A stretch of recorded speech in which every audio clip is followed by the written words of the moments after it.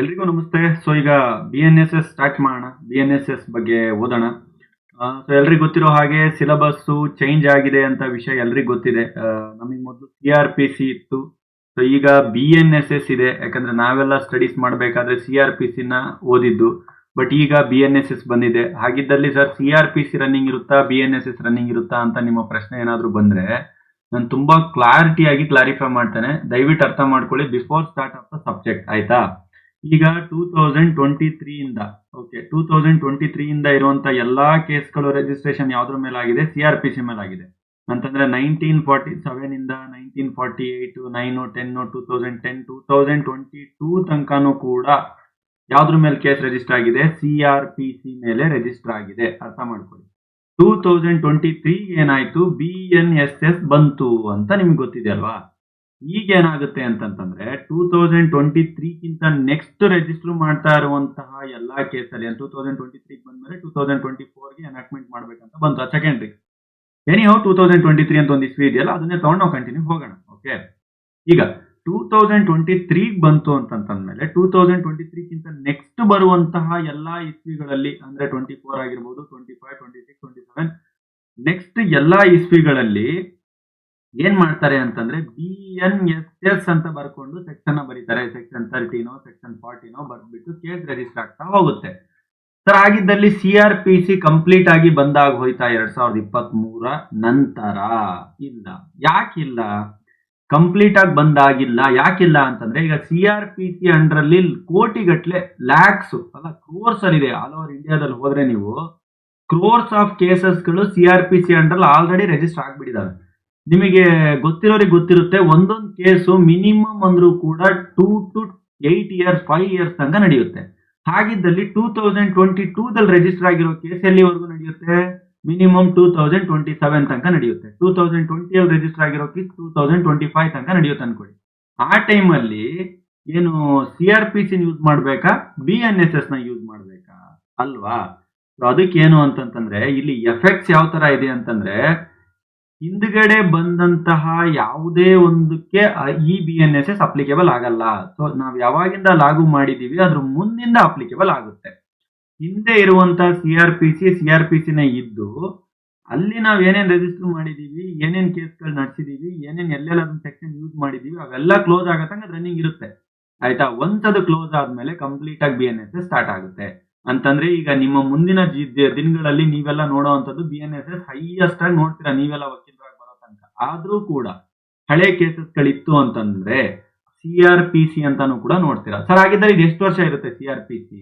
ಎಷ್ಟು ವರ್ಷ ಅಂತಂದ್ರೆ ಇಲ್ಲಿರೋ ಎಲ್ಲಾ ಕೇಸ್ಗಳು ಕ್ಲೋಸ್ ಆಗೋ ತನಕ, ಇಲ್ಲಿರೋ ಅಂತದ್ದು ಎಲ್ಲಾ ಕೇಸ್ಗಳು ಕ್ಲೋಸ್ ಆಗಿ ಮುಂದ್ ಬರೋ ತನಕ. ಸೊ ಇದನ್ನ ನಾವೇನಂತ ಕರಿತೀವಿ ಅಂದ್ರೆ ಟ್ರಾನ್ಸ್ಫಾರ್ಮೇಶನ್ ಪೀರಿಯಡ್ ಅಂತ ಕರಿತೀವಿ.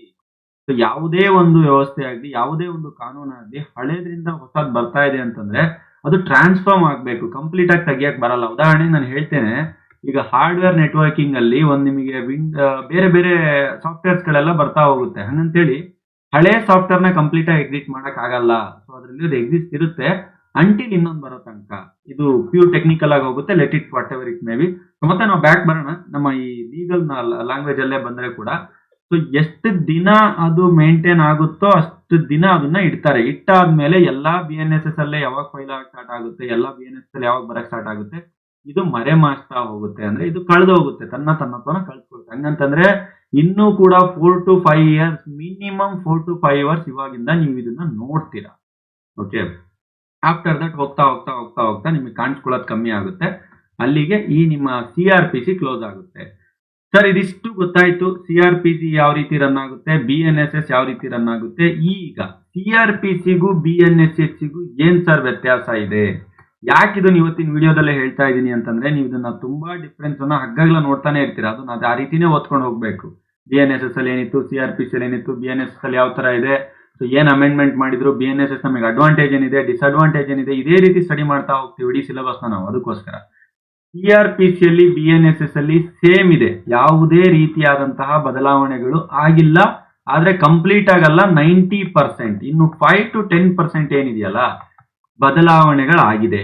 ಯಾವ ತರದ ಬದಲಾವಣೆಗಳಂತಂದ್ರೆ ಈಗಿನ ಲೆವೆಲಿಂದ ಅಪ್ಡೇಟ್. ಯಾವ ತರ? ಫಸ್ಟ್ ಎಲ್ಲ ರೆಕಾರ್ಡಿಂಗ್ ಎಲ್ಲ ಇತ್ತಾ? ಇಲ್ಲ. ಸೊ ಈಗ ರೆಕಾರ್ಡಿಂಗ್ ಕೂಡ ನಾವು ಕನ್ಸಿಡರ್ ಮಾಡಬಹುದು. ಆಯ್ತಾ? ಸೊ ನೆಕ್ಸ್ಟ್ ಎಲೆಕ್ಟ್ರಾನಿಕ್ ಐಟಮ್ ಇನ್ ರೆಕಾರ್ಡಿಂಗ್ ಎಲ್ಲ ಇತ್ತಾ, ಇರ್ಲಿಲ್ಲ, ಬಟ್ ಅದು ಅಮೆಂಡ್ಮೆಂಟ್ ಮಾಡಿ ಆಡ್ ಮಾಡಿದ್ರು, ಅದನ್ನ ಪ್ಯೂರ್ಲಿ ಸೆಕ್ಷನ್ ಅಂತ ಕೊಟ್ಟಿದ್ದಾರೆ. ಸೊ ಅದಾದ್ಮೇಲೆ ಅಪಾರ್ಟ್ ಫ್ರಮ್ ದಿಸ್ ನಿಮ್ಗೆ ಉಳಿದಿರುವಂತ ಎಲ್ಲಾ ಟಾಪಿಕ್ ಗಳು ಸೇಮೆ, ಅದನ್ನ ಸೆಕ್ಷನ್ ನಂಬರ್ಸ್ ಗಳನ್ನ ಚೇಂಜ್ ಮಾಡಿದಾರೆ ಅಷ್ಟೇ. ಆಮೇಲೆ main CRPC criminal procedure code ಅಂತ ಏನಿತ್ತು ಅದನ್ನ ನಮ್ಮ ಸಂಸ್ಕೃತಿ, ಭಾರತದ ಸಂಸ್ಕೃತಿ ಸ್ಟೈಲ್ ಅಲ್ಲಿ ಭಾರತೀಯ ನ್ಯಾಯ ಸುರಕ್ಷಾ ಸಂಹಿತೆ ಅಂತ ಇಟ್ಟಿದ್ದಾರೆ ಅಷ್ಟೇ. ಸೊ ಇದಿಷ್ಟು ಬೇಸಿಕ್ ಇಂಟ್ರೊಡಕ್ಷನ್ ಆಫ್ ಈ ನಮ್ಮ ಸಬ್ಜೆಕ್ಟ್ ನ ಮೇಲೆ. ಓಕೆ, ಸೊ ಈಗ ನಾವು ಸಿಲೆಬಸ್ ಅಲ್ಲಿ ಏನ್ ಕೊಟ್ಟಿದ್ದಾರೆ, ಸಿಲೆಬಸ್ ಏನ್ ಇರ್ತಾ ಇದೆ ಅಂತ ನಾವು ಕಂಪ್ಲೀಟ್ ಆಗಿ ಬಂದ್ರೆ, ನಮ್ಮ ಸಿಲೆಬಸ್ ಅಲ್ಲಿ ಸ್ಟಾರ್ಟಿಂಗ್ ಇಂಟ್ರೊಡಕ್ಷನ್ ಅಂತ ಇದೆ. ಈ ಇಂಟ್ರೊಡಕ್ಷನ್ ಅಲ್ಲಿ ನಿಮಗೆ ಮೀನಿಂಗು ನಾನು ಆಲ್ರೆಡಿ ಹೇಳಿದ್ದೀನಿ, ಸಿಲೆಬಸ್ ಒಂದ್ಸಲ ಮಾಡಿದ್ದೀನಿ, ಬಟ್ ಎನಿ ಹೌ ಯೂನಿಟ್ ನ ಸ್ಟಾರ್ಟ್ ಮಾಡ್ತಿರೋದಕ್ಕೆ ನಾನು ನಿಮಗೆ ಹೇಳ್ತೀನಿ. ಮೀನಿಂಗು ಇಂಪಾರ್ಟೆನ್ಸ್ ಏನು, ಯಾವ್ದ್ರದ್ದು ಕ್ರಿಮಿನಲ್ ಪ್ರೊಸೀಜರ್ದು ಇಂಪಾರ್ಟೆನ್ಸ್ ಏನು ಅಂತ ಇದೆ. ಆಮೇಲೆ ಸೈಲೆಂಟ್ ಫ್ಯೂಚರ್ಸ್ ಗಳು ಯಾವ್ದ್ರದ್ದು, BNSS ಸೈಲೆಂಟ್ ಫ್ಯೂಚರ್ಸ್ ಗಳು ಏನಿದೆ, ಕಾನ್ಸ್ಟಿಟ್ಯೂಷನಲ್ ಡೈಮೆನ್ಷನ್ಸ್ ಗಳು ಏನಿದೆ ಅಂತ ಇದೆ. ಓಕೆ, ನೆಕ್ಸ್ಟ್ ಡೆಫಿನೇಷನ್ಸ್ ಗಳು ಇಂಪಾರ್ಟೆಂಟ್. ಇದಿಷ್ಟು ಡೆಫಿನೇಷನ್ಸ್ ಗಳು ಮೆನ್ಷನ್ ಮಾಡಿದ್ದಾರೆ ಅಂದ್ರೆ ಇಷ್ಟು ಡೆಫಿನೇಷನ್ ನೀವು ಕಲೀಲೇಬೇಕಾಗುತ್ತೆ. ಯಾವ್ದನ್ನಾದ್ರೂ ಕೇಳುವಂತ ಸಾಧ್ಯತೆಗಳಿದೆ, ಕಡಿಮೆ ಬಟ್ ಸಾಧ್ಯತೆಗಳಿದೆ ಸಿಲೆಬಸ್ ಪಾಯಿಂಟ್ ಆಫ್ ವ್ಯೂದಲ್ಲಿ. ಇನ್ನು ನೆಕ್ಸ್ಟ್ ಏನಾದ್ರೂ ಕೇಳಬೇಕು ಅಂತಂದ್ರೆ ಮೋಸ್ಟ್ ಇಂಪಾರ್ಟೆಂಟ್ ಕ್ವಶನ್ ಈ ಸೆಕ್ಷನ್ ಇಂದ ಎದ್ದೇಳುತ್ತೆ. ಸರ್ ಈ ಸೆಕ್ಷನ್ ಅಲ್ಲಿ ಏನಿದೆ ಅಂತ. ಓಕೆ, ಇಲ್ಲಿ ಆರ್ಗನೈಸೇಷನ್ಸ್ ಗಳಂತ ಏನಿತ್ತಲ್ವಾ, ಈ ಕ್ರೈಮ್ಸ್ ಗಳನ್ನ ಇನ್ವೆಸ್ಟಿಗೇಟ್ ಮಾಡಕ್ಕೆ, ನೋಡಕ್ಕೆ, ಅಥವಾ ಏನಾದ್ರೂ ಟ್ರಯಲ್ಸ್ ಗಳನ್ನ ತಗೊಳಕ್ಕೆ, ಇವುಗಳು ಯಾವ ರೀತಿ ರೀಪ್ಲೇಸ್ ಆಗಿದೆ, ಯಾವ ಯಾವ ಪ್ರಾವಿಷನ್ಸ್ ಗಳು ಚೇಂಜ್ ಆಗಿದೆ CRPC ಟು BNSS ಗೆ ಅಂತ ಒಂದು ಪಾಯಿಂಟ್ ಇದೆ. ಆಮೇಲೆ ಕೋರ್ಟ್ ನ ಫಂಕ್ಷನ್ಸ್ ಗಳು ಮತ್ತೆ ಡ್ಯೂಟಿಗಳು ಏನಿದೆ, ಆಮೇಲೆ ಪ್ರಾಸಿಕ್ಯೂಷನ್ ಮತ್ತೆ ಪೊಲೀಸ್ ಅವರ ಫಂಕ್ಷನ್ಸ್ ಗಳು, ಡ್ಯೂಟೀಸ್ ಗಳು ಏನಿದೆ ಅಂಡರ್ BNSS ಅಂತ ಕೊಟ್ಟಿದ್ದಾರೆ. ಸೊ ಅದಾದ್ಮೇಲೆ ಎಲ್ರಿಗೂ ಗೊತ್ತಿರುವಂತದ್ದು ತುಂಬಾ ಚಿರಪರಿಚಿತವಾದಂತ ವಿಷಯ FIR ಕೇಳಿರ್ತೀರಾ, ಫಸ್ಟ್ ಇನ್ಫಾರ್ಮೇಶನ್ ರಿಪೋರ್ಟ್ ಅಂತ ಹೇಳ್ತೀವಿ. ಆ ವಿಷಯನ ತುಂಬಾ ಚೆನ್ನಾಗಿ ಯೂನಿಟ್ ಅಲ್ಲಿ ನೀವು ಕಲಿತೀರಾ.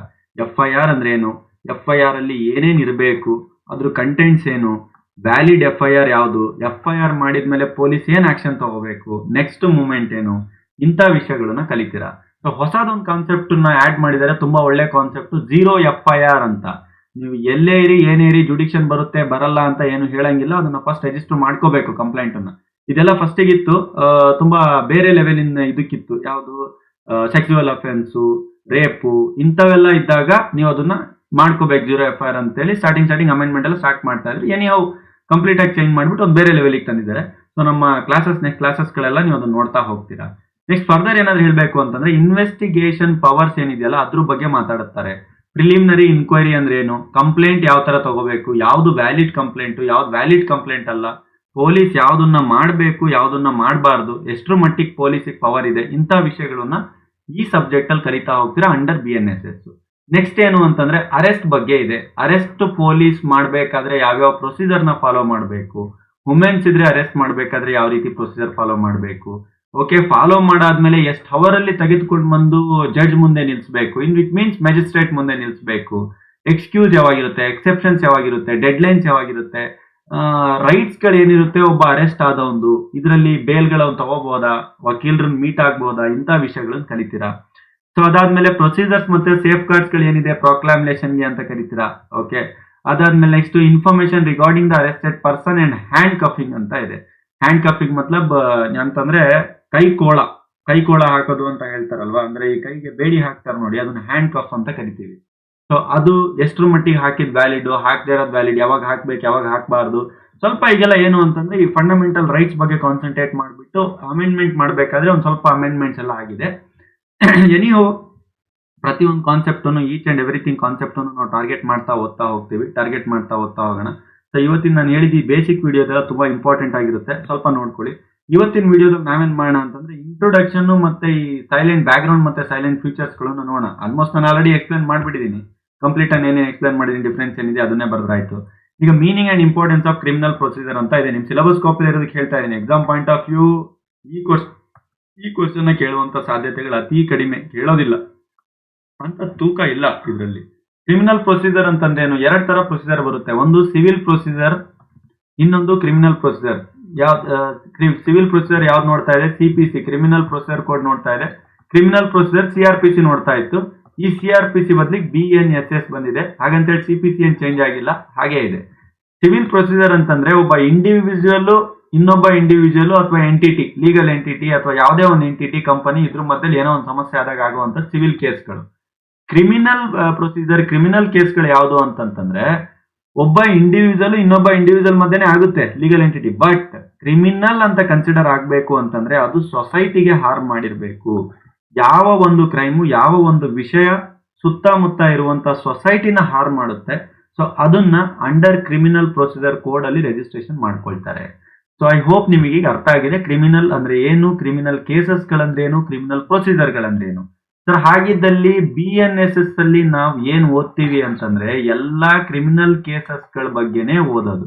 ಕ್ರಿಮಿನಲ್ ಕೇಸಸ್ ಗಳನ್ನು ಹೇಗೆ ಹ್ಯಾಂಡಲ್ ಮಾಡಬೇಕು, ಕ್ರಿಮಿನಲ್ ಕೇಸಸ್ ಗಳು ಎಲ್ಲೋಗಿ ರಿಜಿಸ್ಟರ್ ಆಗುತ್ತೆ, ಜ್ಯೂರಿಡಿಕ್ಷನ್ ಏನಿರುತ್ತೆ, ಪೊಲೀಸ್ ಅವ್ರ ಕೆಲಸ ಏನ್ ಮಾಡ್ತಾರೆ, ಪೊಲೀಸ್ ಅವ್ರು ಯಾವ್ದು ಸರಿ ಯಾವ್ದು ತಪ್ಪು, ಅರೆಸ್ಟ್ ಆಗೋದು ಹೇಗೆ, ಪ್ರಾಪರ್ಟಿನ ತಗೊಳ್ಳೋದು ಹೇಗೆ, ಬೇಲ್ ಕೊಡ್ಸೋದು ಹೇಗೆ.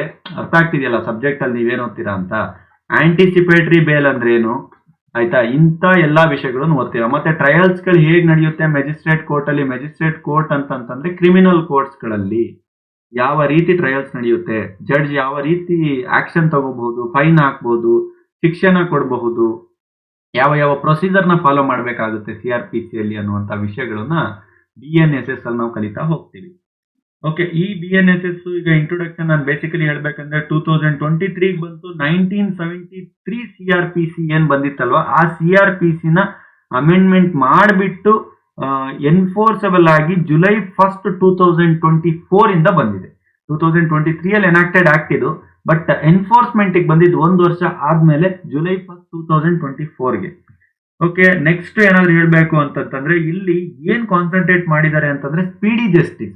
ಏನು ನ್ಯಾಯಕ್ಕೋಸ್ಕರ ಲೇಟ್ ಆಗ್ತಾ ಇತ್ತು, ಓಡಾಡ್ಬೇಕಿತ್ತು, ಅದನ್ನ ಸ್ವಲ್ಪ ಸ್ಪೀಡಿಫೈ ಮಾಡಿದ್ದಾರೆ. ಟ್ರಾನ್ಸ್ಪರೆನ್ಸಿ, ಪಾರದರ್ಶಕತೆ ಅಂತ ನಾವೇನ್ ಕರಿತೀವಿ, ವ್ಯವಸ್ಥೆಯಲ್ಲಿ ಪಾರದರ್ಶಕತೆ, ತ್ವರಿತ ನ್ಯಾಯ, ಆಮೇಲೆ ಹೆಚ್ಚು ವಿಕ್ಟಿಮ್ಸ್ ಗಳನ್ನ, ಅಂದ್ರೆ ವಿಕ್ಟಿಮ್ ಅಂದ್ರೆ ಯಾರು, ಬಲಿಪಶು, ಯಾರು ಸಮಸ್ಯೆನ ಅನುಭವಿಸಿರ್ತಾರೆ, ಸೊ ಅವರಿಗೆ ಒಳ್ಳೇದಾಗುವಂತಹ, ಅವರಿಗೆ ಬೆನಿಫಿಟ್ ಆಗುವಂತಹ ಒಂದು ವ್ಯವಸ್ಥೆಗಳನ್ನ ಮಾಡ್ತಾ ಸರಿ ಮಾಡಕ್ ಇದನ್ನ ಪ್ರಯತ್ನ ಪಟ್ಟಿದ್ದಾರೆ.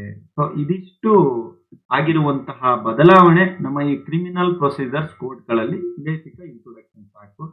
ಈ ಬ್ಯಾಕ್ ಗ್ರೌಂಡ್ ಸೈಲೆಂಟ್ ಫೀಚರ್ಸ್ ಅಂದ್ರೆ ನಾನು ಎಲ್ಲಿವರೆಗೆ ಏನ್ ಹೇಳಿದೀನಿ, ಯಾವ್ಯಾವ ಪಾಯಿಂಟ್ ಗಳಿದೀನಿ ಎಲ್ಲದನ್ನು ಕೂಡ ನೀವು ಆಡ್ ಅಪ್ ಮಾಡ್ತಾ ಬನ್ನಿ, ನಾನು ವರ್ಬಲಿ ಹೇಳಿರುವಂತದ್ದು. ಬಟ್ ಲಿಟ್ರಲಿ ನಿಮಗೆ ಏನಾದ್ರು ಬೇಕು ಅಂತಂದ್ರೆ ಒಂದಿಷ್ಟು ಪಾಯಿಂಟ್ಸ್ ಗಳು ನಾನು ಹೇಳ್ತೀನಿ. ಸೊ ಒಂದಿಷ್ಟು ಪಾಯಿಂಟ್ ಗಳು ಅಂತಂದ್ರೆ specific time lines for investigation and trials ಅಂತ ಇದೆ. ಫಸ್ಟಿಗೆ ಅಷ್ಟೊಂದು ಟ್ರಯಲಿಗೆ ಇಷ್ಟರಲ್ಲೇ ಇದು ಎಲ್ಲ ಮುಗಿಬೇಕನ್ನೋ ಟೈಮ್ ಲೈನ್ ಇರ್ತಾ ಇರಲಿಲ್ಲ. ಕೇಸ್ ಎಳಿತಾ ಹೋಗ್ತಾ ಇತ್ತು, ಲೇಟ್ ಆಗ್ತಾ ಹೋಗ್ತಾ ಇತ್ತು, ಡಿಲೇ ಆಗ್ತಾ ಹೋಗ್ತಾ ಇತ್ತು. ಸೊ ನೀವು ಅದಾದ್ಮೇಲೆ next attachment of property during investigation ಅಂತ ಇದೆ.